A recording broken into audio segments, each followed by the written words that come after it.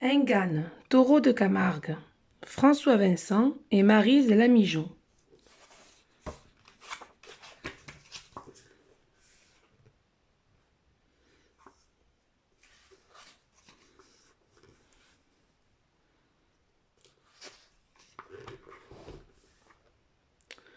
Nous sommes en 1920, à l'embouchure du Rhône, en Camargue, région marécageuse peuplée d'oiseaux, de chevaux et de taureaux sauvages. La vie est rude sur cette étendue infestée de moustiques et balayée par les vents. Les étés torrides y succèdent aux hivers rigoureux. Un train roule lentement vers les Saintes Maries de la Mer. Son conducteur se méfie des animaux qui pourraient se trouver sur la voie.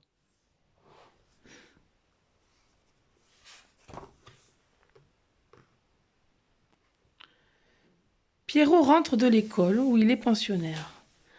Son père, éleveur de taureaux, est venu le chercher à la gare.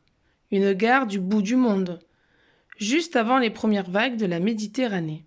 « Bonjour, Pitchoun. Ta semaine en ville a été bonne ? » ?»« Très bonne, papa. Mais j'ai hâte d'être à la maison. Tu es venu à cheval ? » ?»« Oui. Ce matin, je suis allé inspecter nos terres, du côté de l'étang de Vacarès. En Camargue, où les routes sont rares et souvent inondées, le cheval est le meilleur moyen de locomotion.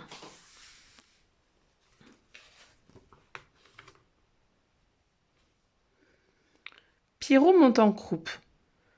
Coupons par les marais, c'est plus direct. Bonne idée, petit. On en profitera pour jeter un coup d'œil à la manade. 3 veaux sont nés ces jours-ci. Nous prendrons de leurs nouvelles.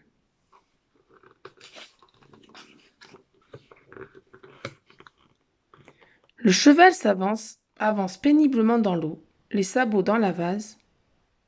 Gare au trou et au sable mouvant, mais le manadier a l'habitude. Il monte, reine longue, faisant confiance à son cheval. Pierrot observe les taureaux qui se déplacent en liberté, à la recherche de pâture. « Papa, un veau qui se noie là-bas. Vite, il faut le sauver.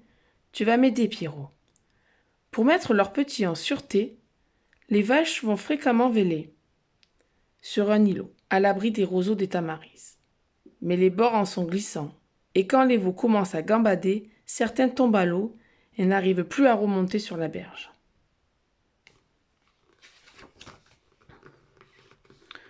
Le père de Pierrot lance son sédant, mais rate le veau qui s'éloigne. Il fait une seconde tentative, et la boucle en crin de jument va s'enrouler autour du cou du jeune animal, qui se débat. Le manadier tient bon, et finit par le hisser au sec.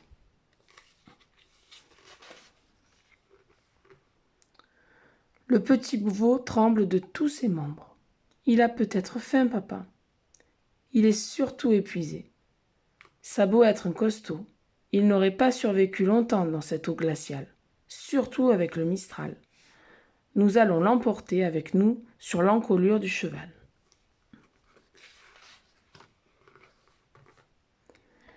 Les chevaux camarguais n'ont pas peur des taureaux. Ils sont élevés avec eux. Pierrot et son père arrivent à la cabane, où les gardiens sont en train de vérifier le char, ce camion servant au transport des taureaux. Demain, ils aideront le manadier à trier les bêtes qui doivent participer à la prochaine course.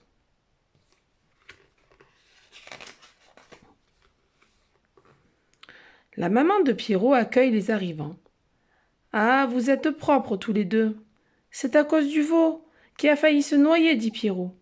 Pauvre petit, emporte-le à l'étable et sèche-le. Avec de la paille, je lui prépare un biberon. »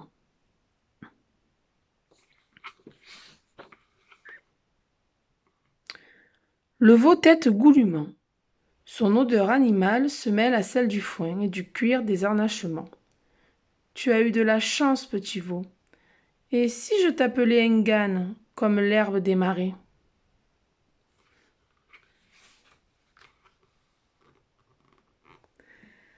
Le manadier observe le tourillon et dit à sa femme : « Regarde Mireille, comme il est brave.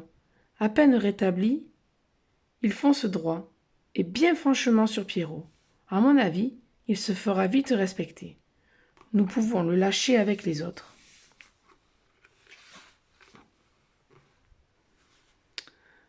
Dans quelques années, Engan sera devenu un grand cocardier, aux cornes solides et bien planté.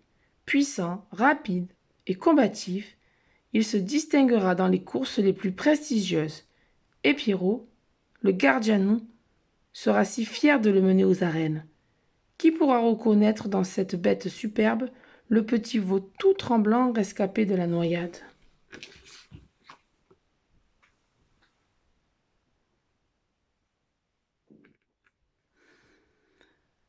La Camargue se situe au sud de la France, dans le delta du Rhône, au bord de la Méditerranée, zone protégée. Un équilibre naturel règne dans cette réserve humide, occupée par une flore et une faune exceptionnelles. Les animaux s'y reproduisent en toute liberté. C'est une halte pour de nombreux oiseaux migrateurs et un refuge pour certaines espèces en voie de disparition.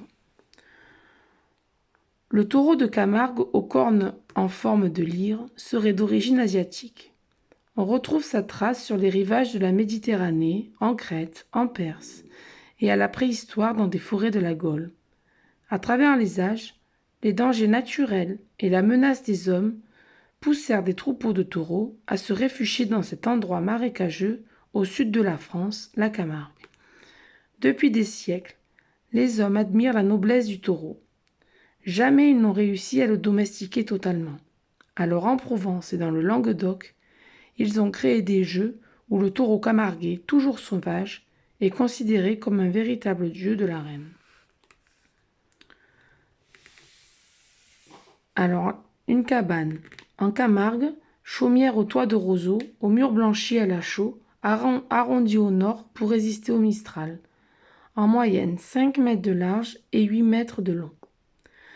Un cocardier, c'est un taureau de course dont le frontal est paré d'attributs, cocarde, ficelle, gland. Le jeu consiste, pour l'homme, appelé raseteur, à décrocher ces attributs placés entre les cornes du taureau. Engan, mot provençal désignant la salicorne, plante charnue et comestible qui pousse les terrains salés du littoral. Gardien, c'est le gardien d'un troupeau de chevaux et de taureaux camarguais. Gardianou, c'est l'enfant du gardien. La manade, c'est le troupeau de taureaux en Provence et dans le Languedoc. Manadier, éleveur de taureaux. Le Mistral, c'est le vent du nord soufflant dans la vallée du Rhône. Pitchoun, c'est enfant en provençal. Le sédan, c'est la corde en crin de jument dont les gardiens se servent le plus souvent pour capturer le bétail et attacher leur monture. Le tamaris, c'est un arbrisseau, des terrains sableux au feuillage léger. Un taurillon, c'est un jeune taureau. Vaccarès, c'est l'étang des Bouches-du-Rhône, en Camargue, 6000 hectares, réserve naturelle zoologique et botanique. Vélé, c'est mettre bas en parlant de la vache.